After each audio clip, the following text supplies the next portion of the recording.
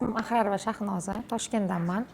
Abqoq o'quv markazini bugun mana bitirdik, 5 oylik kursini. O'zim umuman bu sohaga aloqam yo'q. Bu sohaga umuman bu sohada o'qimaganman. Mani onamlar bir umr davlat idoralarida buxgalter bo'lib ishlaganlar va bir umr bu kasbni qanaqa qiyinchiligini, bu kasb orqasidan hech qachon rahmat eshitmasligimizni har doim aytib kelardilar-da.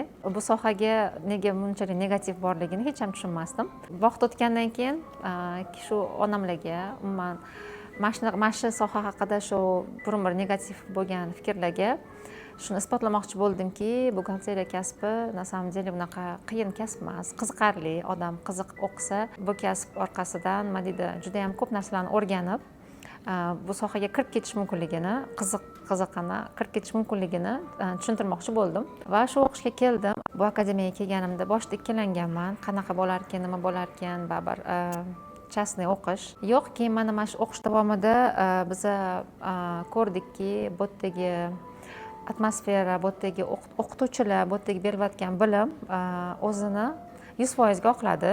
Shu o'qishni ochgan Matluba Axrarovnaga va mana shu o'qishda o'zini fidoyi mehnati bilan xizmat qilayotgan hamma o'qituvchilarimizga o'z minnatdorchiligimizni bildiraman. Ularga bizaga shunchalik bilim berishda sabrligiga, hamma berayotgan savollarimizga erinmasdan bittalab tushuntirib, to tushunmagunizcha sabr bilan tushuntirib berishganiga alohida rahmatimni aytib qolaman.